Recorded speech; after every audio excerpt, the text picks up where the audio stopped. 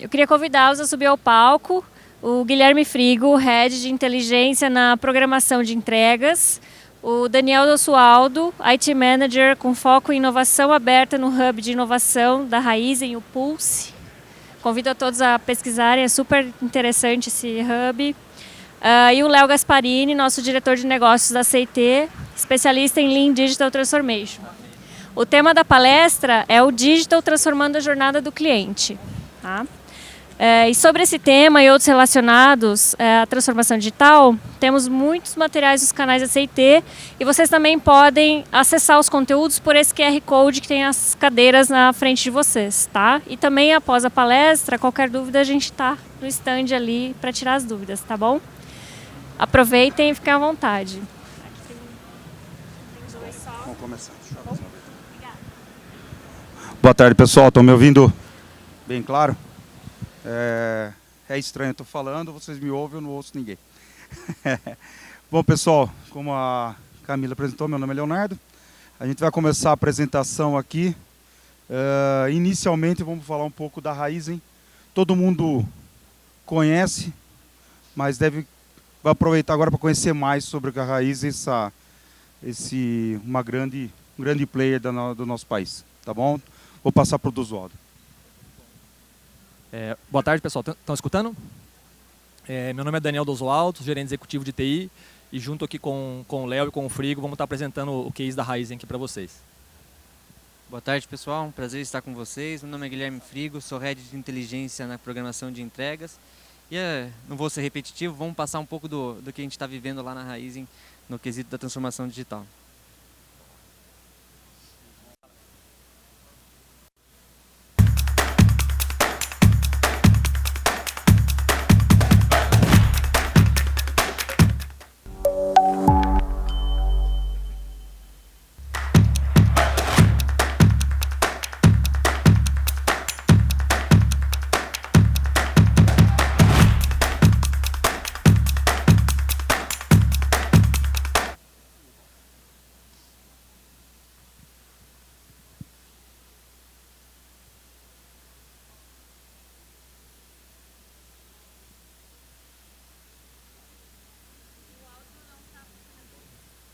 Pessoal da mesa, o áudio não está passando lá em cima.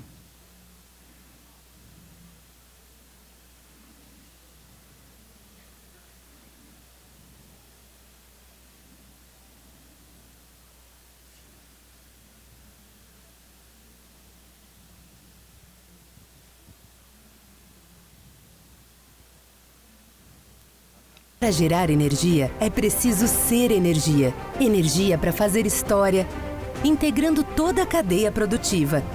Desceu de novo do mesmo. Campo ao posto, tornando-se uma das empresas mais competitivas do...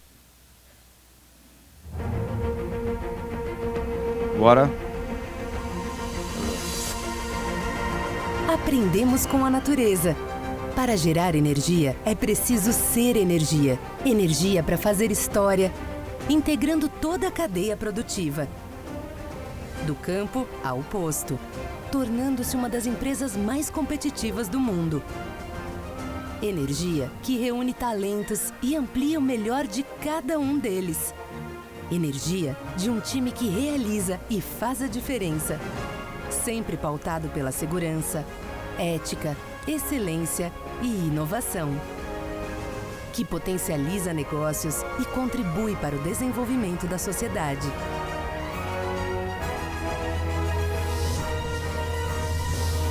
Energia em diferentes formas, que mobiliza milhões de pessoas todos os dias. Somos o combustível que move o mundo para novos desafios. A eletricidade que vem da biomassa e não depende das chuvas. E o sabor que transforma a rotina em momentos memoráveis. A Raizen está sempre presente, pois nossa gente pensa lá na frente, transformando os desafios do dia a dia em oportunidades reais e criando sempre novas experiências. Fazemos tudo isso porque acreditamos no poder da nossa própria energia. Ela nos move, junto com nossos parceiros e clientes, para gerarmos mais do que grandes resultados. Queremos continuar mobilizando pessoas e sonhos. Raizen, energia que mobiliza.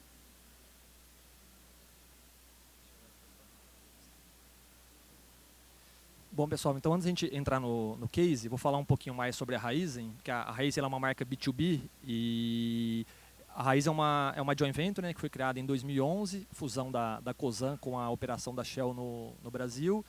E a Raizen basicamente é uma empresa integrada de energia que a gente opera desde o plantio da cana, a colheita, produção de etanol, açúcar e bioenergia, e depois a gente tem toda a parte de comercialização e distribuição de combustíveis. Então, basicamente, a gente tem um negócio de produção e um negócio de combustíveis que a gente opera a marca Shell no Brasil.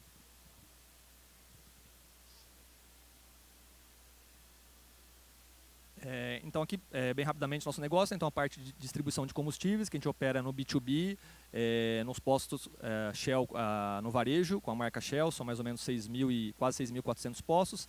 E na parte de aviação, que a gente está em 68 aeroportos. E a gente tem a produção de etanol, exportação em B2B, a produção de açúcar, também exportação em B2B, e a produção de energia, que a gente produz energia a partir do bagaço e da cana e da palha da cana de açúcar e comercializa no mercado essa bioenergia que a gente gera. Aqui é um pouquinho como nós estamos distribuídos geograficamente, né? Então no nosso business agro a gente basicamente está no estado de São Paulo com 24 unidades, mais uma unidade em Goiás e uma no Mato Grosso do Sul. E na área de combustível a gente opera no país todo, né, com os terminais de distribuição e os aeroportos. E tem mais os escritórios administrativos e os escritórios de trading que a gente tem em 4 países fora do Brasil.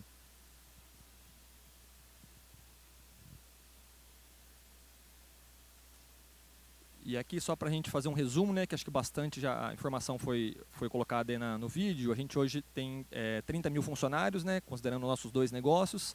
São mais ou menos 6.400 postos de combustíveis da marca Shell. São um pouco mais de 950 lojas Select, né, que são as lojas com a marca Shell. São quase 900 mil hectares de área cultivada, né, que é onde a gente opera o plantio e a colheita da cana-de-açúcar. São 26 unidades de produção. E a gente tem uma planta também que produz etanol de segunda geração lá em Piracicaba. E a gente produz 2 bilhões de litros de etanol por ano, 2,8 terawatts a nossa cogeração de energia. E a gente produz também pouco mais de 4 milhões de toneladas aí de açúcar. Vou passar para o Léo aqui começar então a falar do nosso case. Bom, obrigado, Oswaldo. Pessoal, é o seguinte, né? Esse slide aqui é para contar um pouco de como começou essa jornada que a gente como a gente começou a parceria aí com a Raizen, e a Raizen começou a sua jornada que a gente veio apresentar para vocês. Há cerca de quase um ano, o Mota, que era na época o CIO, hoje ele é o VP de toda a área, como os meninos vão explicar, ele fez uma visita lá a Campinas, né? Ele pediu lá uma visita, estava eu e o nosso CEO, o César, e ele expôs para a gente, falou, gente, eu estou aqui com alguns desafios que me colocaram, que o board me colocou eu preciso fazer diferente, eu preciso entregar diferente, eu preciso buscar uma velocidade, que a gente encurtar o lead time, né? Desde que tem uma demanda lá no negócio, como começar a ativar essas demandas. E ele foi para Campinas, a gente fez essa reunião, nós aproveitamos a agenda e fizemos nós chamamos de Gambas, eu não sei quantos de vocês estão a par desses termos, né? Que é você ir ver na operação, nas células, acontecendo essa jornada, né? Como que tá, você conhecer lá no Situation Wall, nas paredes, os times trabalhando e vendo alguns cases nossos. Nesse momento ele falou, cara, deixa eu ir para casa, literalmente falou, vou para casa, deixa eu digerir isso aí, me dá uns dias que eu entro em contato novamente. Passado alguns dias ele entrou em contato e falou, Léo, acho que a gente tem uma oportunidade aqui para a gente começar a quebrar os paradigmas aqui dentro da Raizen e começar a nossa jornada. E eu falei, ok, pô, legal, mas antes de mais nada, precisamos, não é só TI, né? TI é um pedaço de tudo isso. Ele falou, não, mas nós temos lá uma área parceira de negócio que também está alinhado com tudo isso que eu estou pensando, que eu tenho de desafio, e vamos começar com eles, etc., com uma demanda específica. falei, ok, então vamos primeiramente, vamos trazer esse pessoal para mostrar o que você viu aqui em Campinas, nesses Gembas, e vamos fazer uma atividade inicial. E foi aí que surgiu essa oportunidade, né? A gente falou, a oportunidade que a gente encontrou, e os meninos vão aqui contar um pouco mais, que é o CS Fácil.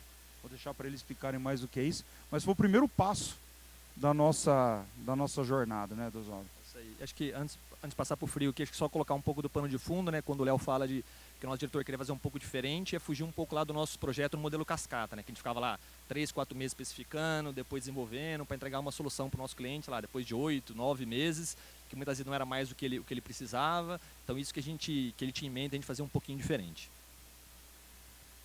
Pessoal, boa tarde.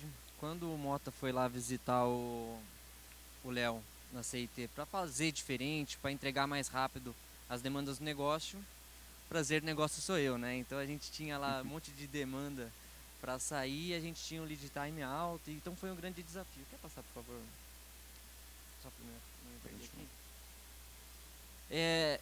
E na minha área, hoje estou inserido dentro da diretoria de serviço ao cliente, tá? Então a gente olha aqui a programação de entregas para todos os postos e clientes B2B de combustível, tá? Então a gente entrega combustível e toda essa logística é muito importante, a gente faz e está embaixo da minha coordenação toda mudança, melhoria de processo, assim como diversos projetos e a gestão de vários sistemas. Ao longo da minha área, né, a gente tem muita interface com TI e essa interface é exatamente como o Mota descreveu para o Léo na sua visita. Então a gente tem aquele modelo bem tradicional, a gente escreve a nossa solução e daqui 6 meses a gente entrega. A gente vai falar mais um pouco disso para frente, né? Daí como o primeiro passo, né, Mota, antes da gente começar a executar qualquer coisa, vamos alinhar todo mundo, TI, um pedaço, né? Todas as áreas envolvidas no velho stream, vamos trazer todo mundo para Campinas, vamos sentar e entender em conjunto qual o objetivo estratégico, o que a gente quer construir em conjunto. Mas depois a gente vai fazer de forma diferente, mas primeiro vamos fazer um entendimento do que a gente quer. E aí foi um trabalho também, algumas áreas foram lá, a gente fez um trabalho em conjunto, uma inteligência coletiva para a gente chegar nesse desenho. Primeira visão, o que nós queremos em 12 meses, né? Vamos construir essa visão que a gente quer em 12 meses. E aí foi que a gente chegou nesse desenho, né? De ser a empresa referência em inovação digital na cadeia de valor de energia, transformando o mercado e a experiência de clientes e parceiros. Ok, isso aí é interessante porque você fala, mas é óbvio, a construção disso de forma coletiva leva a um discurso único, né? Todos tinham uma visão coerente, óbvio, mas esse trabalho em conjunto foi muito importante, até para vocês entenderem melhor os próximos passos. Mas para chegar nessa visão de 12 meses, a gente tem que trabalhar alguns temas ao redor disso. E aí também, de forma, todas as áreas em conjunto, se chegou ao consenso de que deveria passar para tomar decisões baseadas em dados, né, menos em achismos ou carteiradas, né, ou gritos, ou ruídos, né. A colaboração e integração entre as áreas, que é justamente isso que a gente estava começando naquele momento, a eficiência de processos, para isso eu estou falando de dados, eu tenho que começar a executar melhor e medir, obviamente. O usuário no centro, né, eles vão contar um pouco mais adiante como que era feito, né, aquela construção em casa, e vou colocar isso para o usuário. Não, é ouvi-lo, botar o usuário no centro. A cultura da experimentação, né, não construir toda uma solução e botar no ar, mas você começar a trabalhar com o conceito do MVP e aprender o mais rápido possível com quem estiver usando e a tecnologia alavancando o negócio. É com essa visão geral que o pessoal conseguiu partir com a sua jornada. E acho que é legal, quando a gente comenta da tecnologia alavancando o negócio, né, o que a gente viu ao longo dessa jornada, que apesar da área de tecnologia ter trazido a nova forma de trabalho, na verdade a tecnologia ela é um enabler do processo, né? Na verdade é muito mais uma mudança de mindset, na forma de trabalho da área de negócio, e na verdade a tecnologia ela vem junto para ajudar, para alavancar, mas a tecnologia não é o core do processo, né? É isso que a gente vai falar bastante agora aqui. Então ao longo do nosso dia a dia a gente sempre fica procurando soluções e melhorar o dia a dia do nosso cliente, tá? E ao longo disso, mais uma solução nossa ia nascer exatamente como sempre nasceu. Então eu sei o problema, sei o que eu quero fazer e já sei o que eu quero. Então a gente vai lá, escreve uma requisição funcional de produto, uma RFP, manda para o mercado devolve um orçamento, a gente aprova um orçamento e daqui 6 meses ele volta com a solução tecnológica pronta. Não escuta o cliente, sempre foi assim e mais uma solução ia ser assim. Até que teve essa abordagem com o Mota, lá na CIT. E aí, a grande diferença que eles propuseram para a gente foi: vamos fazer diferente, né? Vamos ouvir o cliente e fazer uma solução diferente. Vamos encarar o ágil e fazer isso mudar o nosso dia a dia. Quer passar mais um, por favor? Então, para contextualizar um pouco do qual é o nosso case, o CS Fácil, eu vou explicar um pouco da jornada do motorista e o que a gente tentou resolver, qual era o problema dele, como que a gente tentou resolver. Então hoje eu tenho um cliente que a gente chama de cliente FOB, o Free On Board, né? Que ele vai lá e busca o seu combustível dentro dos nossos terminais. Então ele tem o caminhão dele, vai lá no terminal, busca o nosso combustível. E o nosso produto explode, então não é tão simples assim, tem uma série de requerimentos de segurança, a gente tem um monte de burocracia, vamos dizer assim, né? A gente tem requisitos mínimos para o cara carregar. E até então, infelizmente, o nosso cliente, personificado no motorista, só descobria a hora que chegava lá. Então, a hora que ele chega no terminal, ele percebe que um documento dele venceu. Ele percebe que o pedido que ele queria carregar está bloqueado por algum limite de crédito ou por algum outro problema que não é do motorista. E ele só descobriu isso na hora. Isso estava muito claro para a gente, que a gente precisa resolver melhorar a experiência do motorista. Agora, até então, até a requisição funcional do produto, a gente não tinha ouvido efetivamente o motorista. Foi uma metodologia diferente. E o primeiro passo dessa metodologia foi uma cocriação, foi um design sprint. O que é um design sprint? Né? A gente juntou uma equipe multifuncional e a gente começou a discutir o problema. Né? Então, mais do que pensar na solução tecnológica, cara, vamos repensar esse problema, vamos ver como que a gente pode melhorar a vida e a jornada desse cliente, que naquele momento é o motorista. Então, como que a gente pode ser mais user-centric, né? Como que a gente pode transformar o cliente no centro e ele dar a solução para a gente, não a gente ir atrás da solução para ele. Então a gente colocou lá diversas áreas, entre o próprio terminal, o próprio motorista, o pessoal de escritório, então o time de cadastro, o time de segurança, o próprio tipo de programação de entregas, que é a minha área. A gente colocou todo mundo, a gente fez lá um passo a passo, entendendo o problema e até chegando em várias soluções candidatas e até prototipamos elas. E aí sim, fomos de novo lá para o cliente, lá no terminal onde o motorista tem a dor dele e falamos: cara, testa pra gente aqui, o que você acha, né? E isso comprovado, e a gente testou todas as hipóteses, muitas hipóteses deram errado, poucas deram certo, mas aqui a gente elegeu a candidata mesmo, a solução que a gente ia seguir, e a gente foi colocar o MVP em produção, né? Foi desenvolver para pôr o MVP em produção. O que é o MVP, né? É o mínimo viável do produto. Então hoje a gente fala de fazer um aplicativo, tudo com um monte de funcionalidade e com um monte de coisa boa para o motorista. A gente quer isso, e a gente tem isso hoje, mas o que o motorista precisa mesmo? O que ele precisa para ontem? O que vai resolver a vida dele? Esse é o MVP. Então quando a gente sentou, fez a cocriação, pode imaginar todo tipo de dor no motorista. A gente colocou tudo numa lousa, desenhou todas as funcionalidades e a gente foi lá, gente, o que resolve a dor do motorista amanhã? Essa funcionalidade foi para primeiro. Então, em menos de 2 meses, contabilizando inclusive essa reunião, tá? A gente colocou esse mínimo viável de produto viável no ar. Então, é muito rápido. Então, assim, antigamente, né? E eu vou falar antigamente porque assim não me vejo mais trabalhando como antigamente. 1 mês era o tempo que a RFP voltava, né? Então a gente colocava a requisição funcional no mercado e 1 mês depois é só para ela voltar com uma proposta, para depois acionar o time de suprimentos, para negociar valores, para daí a gente fechar. Então é uma mudança muito legal de chave e que a gente acerta no cliente. E eu vou falar um pouco mais disso depois dos resultados só do MVP daqui a pouco.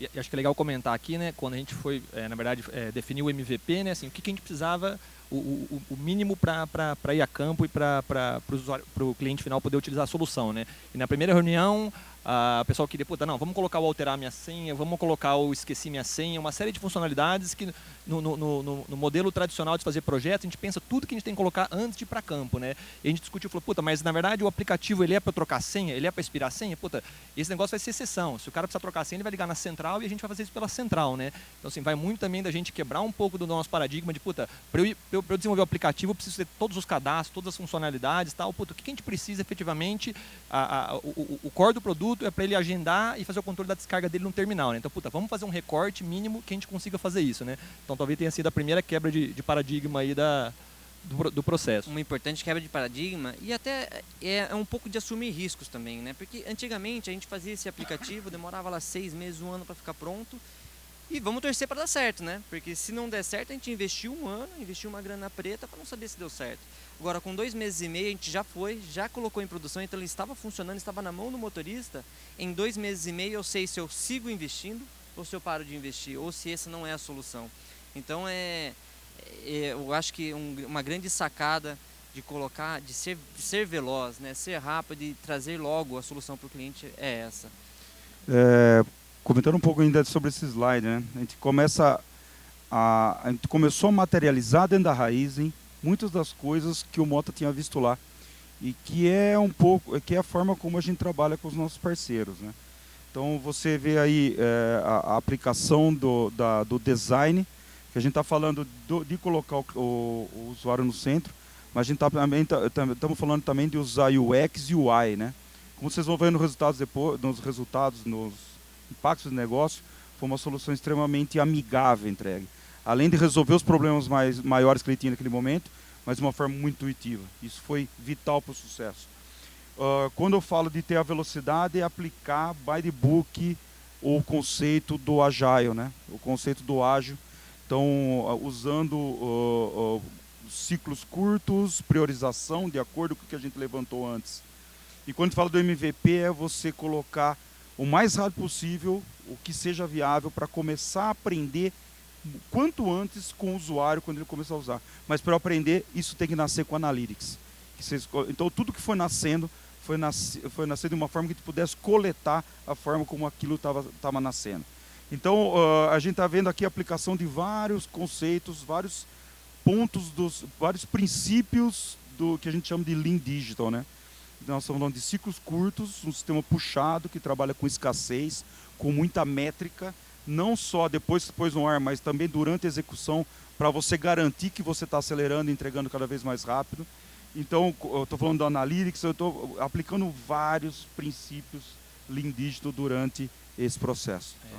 Acho que é importante também a gente comentar, que a gente falou um pouquinho no começo, que a tecnologia ela é um enabler, né? E aqui, por exemplo, só foi possível colocar em 2 meses e meio o MVP em produção, porque a gente criou toda uma plataforma de DevOps, que a gente chama, né? Não sei se todo mundo é familiarizado, né? A gente é uma disciplina que a gente coloca, vamos dizer, o time de desenvolvimento junto com o time de operações, né? Que faz o transporte entre os ambientes. Então a gente criou toda uma plataforma para automatizar os testes, para fazer os transportes de maneira automatizada, né? Então, assim, acho que a tecnologia é o enabler, é que mais uma vez a gente precisou criar toda uma plataforma, um framework para poder suportar esse time to market, que a gente queria reduzir.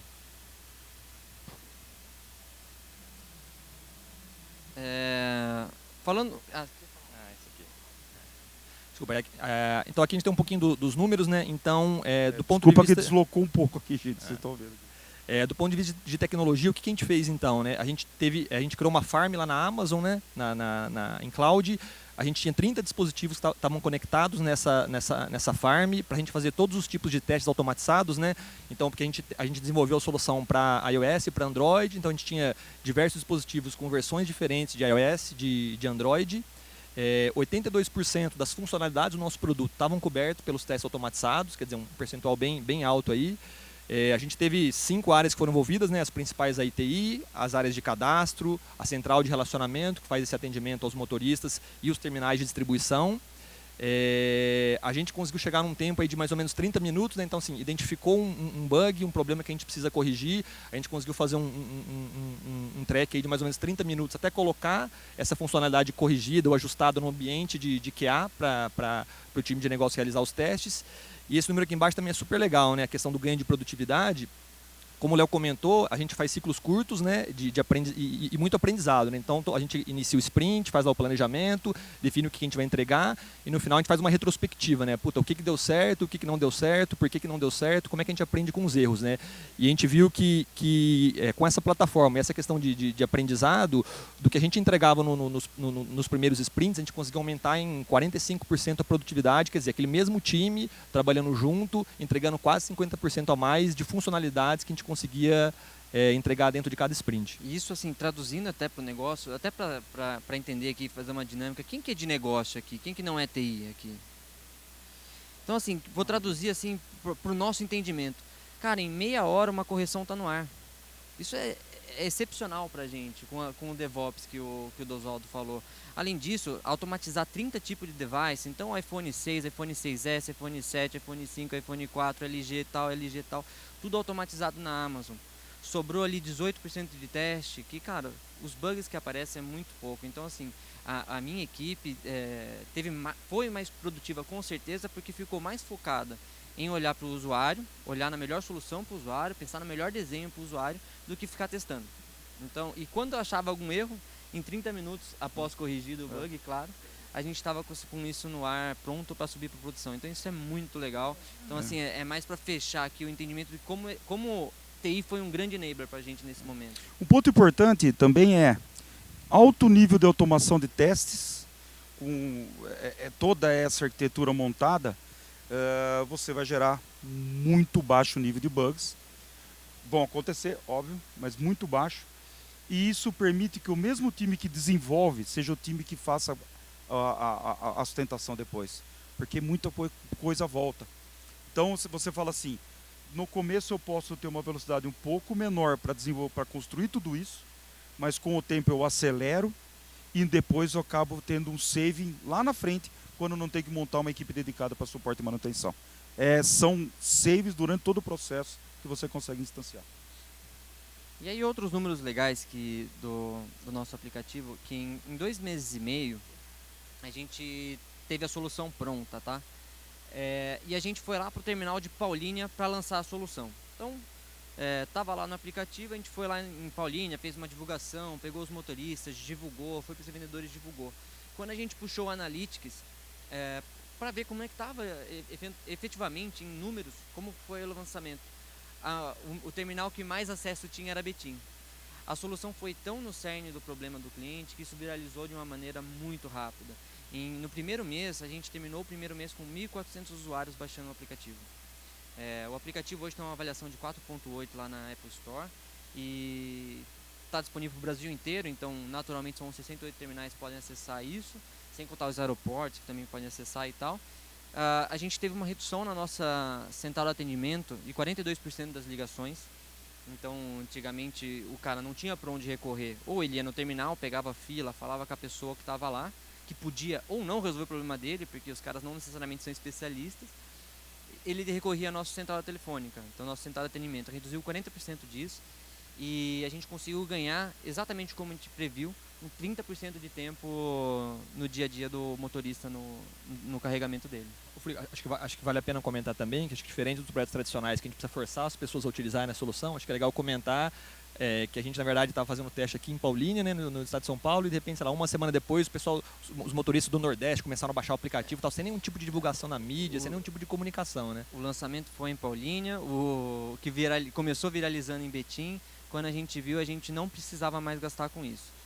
Eu acho que o grande ganho e o grande motivador disso são a gente ter ido direto no problema do cliente. Então, normalmente, primeiro que a gente ia demorar muito mais para fazer isso, e havia um potencial da gente errar no final, porque a gente não necessariamente testou isso. Então, foi um ótimo teste para a gente continuar investindo no aplicativo. Então, 2 meses e meio foi a primeira etapa, o mínimo viável de produto foi colocado em produção e a gente continuou expandindo o aplicativo. E aí, só para ilustrar um pouco, hoje a central de atendimento quase não tem ligação, a gente reduziu 42% e o que sobrou não é relacionado ao aplicativo. O chat, hoje o aplicativo começou com uma simples funcionalidade de alocação de produto, que era uma funcionalidade que o motorista precisava. Hoje a gente já expandiu, então o MVP já não é mais o MVP, hoje a gente tem chat, hoje a gente tem verificação de documentos, que era uma demanda que eles tinham. Hoje eles têm comunicados, eles podem falar direto com a gente. Isso aqui ilustra um pouco. Hoje 70% de todos os carregamentos que a gente faz de combustível para os clientes FOB utilizam do nosso app para carregar. Então, e a funcionalidade mais utilizada, 85% da funcionalidade mais utilizada, adivinhe, é exatamente o MVP. Então a gente acertou e é algo que a gente consegue falar que deu certo. Temos mais de 3.900 motoristas cadastrados hoje no app e não para de viagens sendo criadas através do aplicativo. A gente vai mostrar agora rapidinho um videozinho de 2 minutos falando disso aqui. E aí a gente vai falar, bom, esse primeiro passo do CS Fácil que quebrou uma série de paradigmas lá dentro, mas ok, era uma iniciativa que tinha por esse objetivo e o grande alvo daquele primeiro papo com o Mota. Na sequência desse vídeo, então, vai mostrar como a gente está escalando isso lá dentro da Raizen, tá? Tá com áudio? Antes do aplicativo, a gente chegava aqui, tinha bastante fila para baixar a viagem, para estar pegando lacre, para estar registrando, era difícil pra caramba, né? Agora a gente chega, já vem com a viagem pronta no telefone, no aplicativo, e a gente já pode até entrar direto na cancela. Isso melhorou 100% pra gente. A gente convive com uma questão de como é que a gente melhora a produtividade e eficiência nas nossas bases de distribuição de combustível, né? E a gente dá um ferramental para aquele caminhoneiro que vai buscar ou entregar o combustível, sempre foi uma questão muito importante dentro da nossa agenda. Isso foi uma resposta para a necessidade que o nosso cliente tinha de chegar no nosso terminal e saber realmente qual que era a condição que ele tinha para entrar para o carregamento. E a gente deu não só isso, mas algo a mais. Ele consegue ver isso antecipadamente. Então ele consegue tomar qualquer atitude antes de chegar ao terminal. E ele vai chegar ao terminal pronto para carregar. Eu acho que foi uma construção muito bacana, porque foi multifuncional. A gente teve representantes de diversas áreas do negócio envolvidos para inicialmente mapear quais seriam todos os pontos que nós iríamos atacar, ouvir um pouco de quais eram as dores que o fato da gente não ter esse contato hoje envolviam em todas as áreas. A gente acabou ganhando aí de 30 a 40 minutos por viagem. Foi muito legal para a gente testar o conceito de MVP e rapidamente colocar em produção um protótipo já com uma primeira versão e testar em prática como seria a aderência. Então acho que essa agilidade foi muito boa para muito rapidamente a gente começar a testar na prática se iria funcionar ou não. Eu acho que a importância desse projeto está muito relacionada ao relacionamento entre a Raizen e seus revendedores, onde a gente pôde, numa ação conjunta, tentar buscar solução para um problema que era recorrente. E eu acho que o resultado disso é essa integração entre a Raizen e todas as partes envolvidas. Resultado de tudo isso?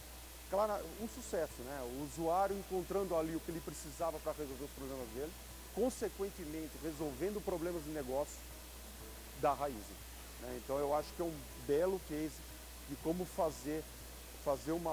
encarar um problema de negócio, resolver via uma solução digital com uma metodologia Lean Digital, que é a forma como a CIT trabalha com seus parceiros.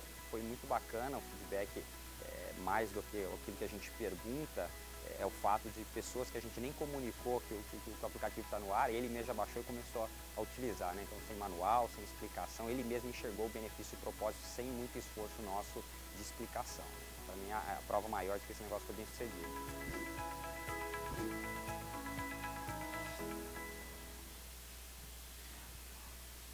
Bom, pessoal, esse foi o CS Fácil, né? Eu acho que foi um grande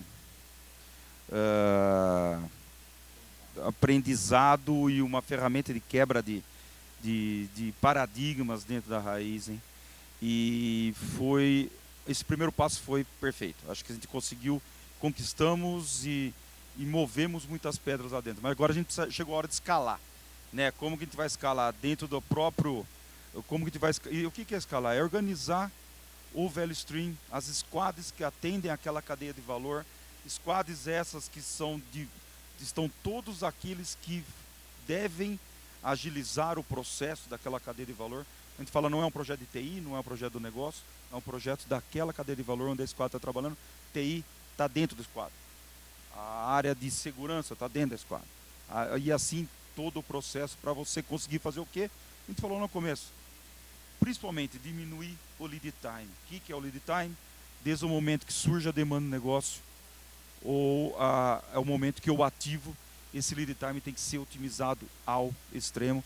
E agora o pessoal vai contar um pouco como que está sendo escalado isso dentro da própria área que começamos no CS Fácil e já em outras áreas de negócio, outras cadeias de valor dentro da raiz. Então, acho que como o Léo comentou, né, a gente teve essa primeira jornada, vamos dizer, a degustação, a gente pegou uma área de negócio, endereçou lá uma necessidade, e aí veio a pergunta, né, como é que a gente escala esse negócio, uma empresa de 30 mil funcionários, a gente tem 2 negócios que a gente falou no começo bem distintos, né, como é que a gente escala esse negócio, né, como é que a gente faz algo de uma maneira um pouco mais estruturada. E aí, na verdade, a gente procurou a CIT novamente, e aí eles trouxeram, o primeiro passo seria, na verdade, o Roxin, que na verdade seria o planejamento estratégico, ou o A3, como que está aqui, que basicamente, obviamente, a ideia não é passar o conteúdo aqui, mas como que funciona basicamente, né? Primeiro ele é A3, porque ele tem que caber numa folha de A3, e o que a gente define, né? Do lado esquerdo, a questão do contexto, né? Aonde a gente quer chegar, o que a gente quer endereçar, quais são as condições atuais, e aí aqui tem um trabalho super bacana da gente mapear a jornada do cliente, tudo que acontece desde o início da jornada dele até o final, e a gente vai identificando como que ele interage com a gente, os sistemas que ele utiliza, o que tem por trás, né, nos bastidores, as áreas que suportam, o que são os processos internos nossos, e o mais importante, como é que é o humor dele, né? Então imagina assim, no processo, na primeira fase no cadastro ele está feliz com a gente, depois na segunda fase que ele começa a fazer as entregas já não está tão feliz, então a gente faz todo o mapeamento da jornada do cliente, interagindo com a gente, e como que é o humor dele ao longo dessa cadeia, para a gente, obviamente, focar vamos dizer, nos pontos de atrito, que são os momentos da jornada que ele não está satisfeito com a gente, né?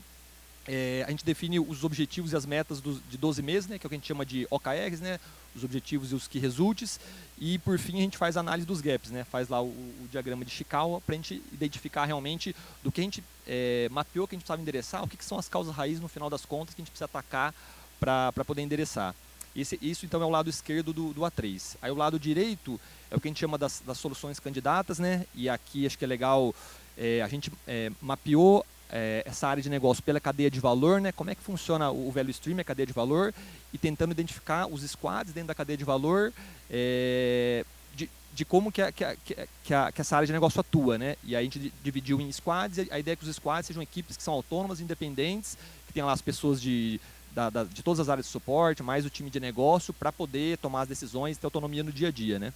Rodoso, deixa eu fazer um parênteses só até para contextualizar o que a gente chama de cadeia de valor. Tá? Hoje a gente trabalha eu trabalho numa diretoria de serviço a clientes e parceiros. Então hoje, o que está lá junto na minha diretoria? Tá, a área de programação de entregas, onde a gente faz as entregas de combustível, onde a gente gerencia esse cliente que vai buscar o combustível dentro do nosso terminal. Tem uma área de crédito, tem uma área de central de atendimento, tem uma área de cobrança, enfim, tudo trabalhado em silo. Quando a gente fala de trabalhar cadeia de valor, a gente esquece esse negócio de crédito, de cobrança. A gente fala de algo user-centric.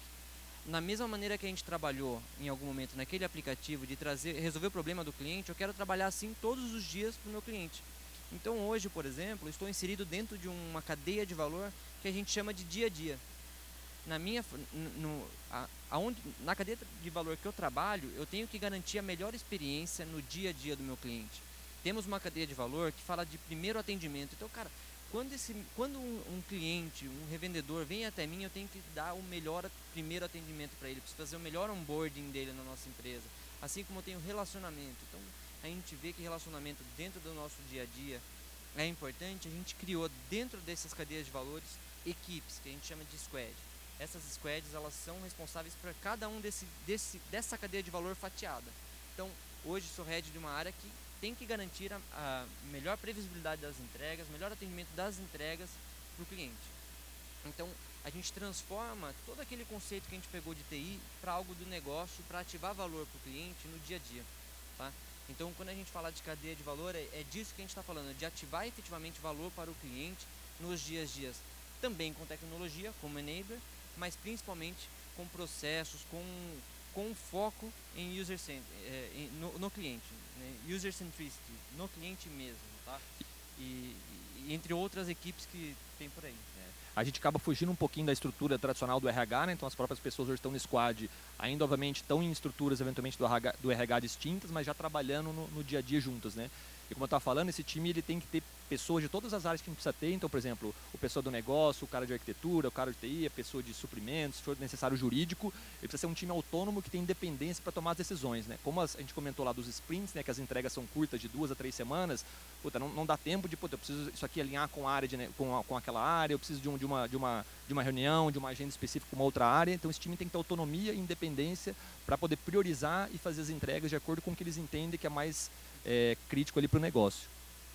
Até seguindo aqui, o que isso quer dizer, né? Então a gente vai pegar, usando o case que a gente acabou de apresentar do aplicativo. Então a gente tinha uma solução tecnológica, a gente trabalhou no modelo ágil, então a gente definiu o MVP, a gente entendeu quais são as dores do cliente e a gente transformou isso num produto digital, né? Num aplicativo, no caso. A gente está fazendo isso todos os dias com nossos processos agora. Então, antes de falar para o meu time, trabalha naquilo, vamos entender qual que é a primeira e principal dor, qual que é o mínimo de produto que eu vou ativar. Você vai passar isso agora? Só um comentário que eu vou fazer, né? Dentro dessa linha, do lado direito, além de estruturação desse cadeia de valores dos quadros que atendem, um ponto importante é passar a trabalhar com o conceito do OKR. Não sei quanto de vocês conhecem o conceito, né? Então é definir os objetivos, e aqui são OKRs trimestrais, para esse trimestre, para esse quarter, os grandes objetivos, que devem estar alinhados com aquela visão de 12 meses que construímos lá atrás. É definir os objetivos e para cada um deles eu ter algumas KRs, alguns Key Results mensuráveis e muito objetivos. Isso é muito bom porque quando eu estou falando de muita gente, de muita área, num objetivo só você direciona os esforços, tá? Tudo isso que a gente está falando, e porque eles estão contando aqui, né? Passa por uma mudança de cultura muito grande. Aí a necessidade de você também ter altos níveis da empresa proporcionando isso. Você tem que dar um safety ao time e às pessoas para poderem passar a praticar essa cultura do ciclo curto, em que eu vou testar coisas que porventura eu posso até errar. Só que o ciclo curto, o impacto vai ser muito pequeno. Eu consigo redirecionar os meus esforços de modo a corrigir esse impacto. Então a diferença de mudança de cultura também é muito forte. E aqui acho que é legal comentar também, tem uma outra mudança também do engajamento dos executivos, né? Porque nos projetos tradicionais, os executivos, gerentes, executivos, diretores, eles vão lá no início do projeto, entendem o que é a necessidade e lá no final do projeto ele vai entender o que foi entregue, se foi entregue, né? Aqui, na verdade, como a gente, na verdade, não tem um escopo fechado no início e dentro de cada uma dessas sprints, as entregas, a gente vai repriorizando o que precisa ser entregue, então tem uma dedicação muito maior dos executivos das áreas, né? Esse próprio trabalho que a gente mostrou aqui do A3, do Roxin, foram mais ou menos que 5 ou 6 sessões, né, Léo? Acho que o dia todo, quer dizer, começava às 8 e até às 18 horas com os diretores, os gerentes das áreas envolvidos realmente discutindo a solução, né? Então também tem uma mudança grande aí do engajamento dos executivos nessa forma de trabalhar. É importante que os executivos estejam destravados para destravar o time e isso escala até no nosso próprio time. Então hoje, antigamente o meu time era os meus key users, os meus analistas de projeto e tudo se fechava ali. Eu definia como eu queria, ia lá e tinha que provar para um diretor, tinha que provar para isso vir cascateado. Hoje, o que eu decido na minha squad está decidido, porque eu já tenho uma equipe multifuncional. Então, junto da minha squad, eu tenho alguém de pagamento, alguém de cobrança, alguém de crédito, alguém da central de atendimento, tudo se resolve ali. Então, a gente define qual que é o mínimo viável de produto, seja num processo, seja num problema que a gente quer resolver, e a gente, dentro de casa ali mesmo, consegue resolver tudo de maneira ágil. Se erra rápido, aprende rápido e retoma fazendo melhor, com ciclos bem curtos. Então, isso é muito legal e vai falar um pouquinho aqui da escalada, né? Aqui acho que mostra um pouquinho, né, que a gente, na verdade, a gente começa a nossa escalada e a gente tem um norte, né? Só que no início do projeto, a gente acha que, na verdade, o nosso norte está de um lado e ele está do outro, né? O que a metodologia traz, que, na verdade, que a gente chama de camp by camp, né? Na verdade, a gente vai andando camp by camp aí, e na verdade a gente não vai numa linha reta, a gente acaba indo um pouco para a direita, um pouco para a esquerda, eventualmente acaba errando um pouco, mas a gente chega, vamos dizer, no norte muito mais próximo do que a gente deveria chegar, né? Acho que talvez diferente do tradicional, a gente faria uma linha reta, na verdade, né? Não teria o camp by camp, mas muito provavelmente a gente não chegaria aonde nosso cliente espera que a gente chegue, né? Então, até o que a gente fala muito, nas primeiras semanas ali de projeto, parece, na verdade, a própria área de negócio que pode dar o depoimento, parece que a gente está andando mais devagar do que num projeto tradicional, né? E realmente no começo ali, até o time aprender a trabalhar a nova forma de trabalho, de ter uma plataforma de tecnologia, vamos dizer, mais madura, realmente parece que a gente está andando de lado, né? Mas depois de um tempo ali que o time todo aprende a nova forma de trabalhar, realmente a gente acaba escalando muito mais rápido aí, né? É importante confiar no processo. A gente ganha velocidade conforme a gente aprende mesmo. Então, os ciclos curtos favorecem exatamente esse aprendizado. E eu acho que esse é o grande ponto do ciclo curto. Você aprender rápido, fazer entrega rápida, ter produtos mínimos, sempre entregues rapidamente. Então, esse realmente é o grande X da questão. E acho que sendo bem transparente também, acho que nem tudo é flores, né? No final do primeiro sprint, o gerente da área chegou e falou: o que vocês estão fazendo com o meu projeto? Vamos parar com esse negócio, isso não vai dar certo, não está do jeito que a gente esperava, tal. Então talvez o primeiro, o segundo sprint ele realmente tem muito aprendizado, muita acomodação. Agora hoje, se falar lá para a diretora da área, se ela não quer outra forma de trabalho, mas realmente também para não parecer que é tudo flores, desde o início o primeiro sprint já foi uma maravilha, tal. Realmente nos primeiros a gente tem o que a gente chama de product backlog, né? A gente pega lá tudo que a gente tem para fazer e a gente prioriza o que a gente quer fazer, né? Nos primeiros a gente colocava lá, 5 coisas e entregava 3, não conseguia entregar tudo que a gente esperava, né? E ao longo do tempo isso vai se ajustando e aí o time vai acelerando, o time consegue trabalhar mais junto, de maneira mais integrada, e isso vai alavancando bastante. O começo pode até ser meio traumático, mas depois que a gente começou a entregar resultado, que é o case que a gente mostrou aqui agora, eu posso dizer que o ágil tem portas abertas na Raizen hoje. A gente está muito, muito bem ali, conseguindo escalar. A gente vai falar um pouco do próximo camp, né? Que a gente está trabalhando nisso, mas... O Camp 1 foi um sucesso fácil. Durante o Camp 2 a gente estruturou os roxins, e o Camp 3 é o momento que a gente está ampliando para toda a empresa agora, né? Que aí Aqui, obviamente, o mesmo conceito, né? Então, como eu falei, né? A gente começou pelo nosso negócio de combustíveis. A gente tem a área que a gente passou até no início lá, que é o nosso agronegócio, né, que são as 23 unidades produtoras. E lá, muito parecido, a gente tinha um desafio também, até muito parecido em termos de negócio, né? Mais ou menos metade da nossa cana é própria, a gente que opera, e metade são fornecedores de cana que plantam, colhem a cana e entregam para a gente na usina, né? E a gente tinha um projeto muito parecido, eu preciso fazer um portal de agendamento, preciso que os fornecedores de cana venham de maneira planejada para fazer a descarga nas nossas usinas. E aí um trabalho muito parecido, né, de fazer o mapeamento. E aqui teve um negócio legal também, que a gente identificou comparando, né, o tempo que leva o nosso processo próprio com o do nosso fornecedor, né? Então, a nossa operação demora 20, 25 minutos para o caminhão entrar, o fornecedor chegava a esperar 6 horas, né? Fizemos também outro trabalho super legal de quanto que é o tempo que leva, né, da gente desenvolver, desde a área de negócio ter uma ideia, até isso a gente colocar em produção, né? A gente viu que nos grandes projetos, passando por jurídicos, suprimentos, especificação, RFP e tal, chega a durar 2 anos um projeto, desde ter a ideia até a gente fazer a implantação final, né? Então também foi um aprendizado aí, que a própria CIT trouxe para a gente a metodologia também, para a gente entender onde são os gargalos e onde que a gente precisava atuar. Então isso aqui, na verdade, é uma prova de que a gente está expandindo isso dentro da Raizen para outros negócios. E aqui também, da mesma forma, estamos subindo um primeiro squad, que é o que a gente chamou de transportar e descarregar cana. Então a gente também vai ter uma equipe multidisciplinar, trabalhando junto, fazendo toda a gestão do dia a dia, relacionamento com os fornecedores, o transporte de cana, a descarga, o tempo de espera. Também estamos ouvindo, a gente ouviu tanto os fornecedores de cana, né, que são os proprietários da cana, quanto os próprios motoristas que vão estar utilizando a solução, né, o motorista do caminhão canavieiro. Então, mais uma vez, estamos trazendo todo mundo para que vai usar a solução para ouvi-los, para ver o que eles precisam, o que efetivamente a gente precisa endereçar, né? Então, estamos também no começo desse trabalho aqui, que é uma demonstração de que estamos expandindo a metodologia para outras áreas de negócio da Raizen.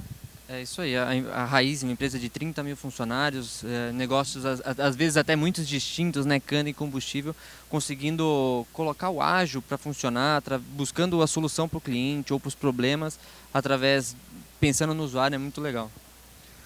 Acho que é isso, pessoal. Eu queria contar um pouco dessa jornada da Raizen. Agradecer a todos pela coragem, aguentar aí após o almoço. É duro, né? Ficar ouvindo no foninho. E do Oswaldo Frigo, obrigado. Eu que agradeço, Léo. Obrigado a todos por assistirem a gente aqui. Espero ter colaborado. Qualquer dúvida a gente está aqui para tirar, para conversar mais, tá? Obrigado a todos aí, pessoal. Obrigado, CT, pelo convite.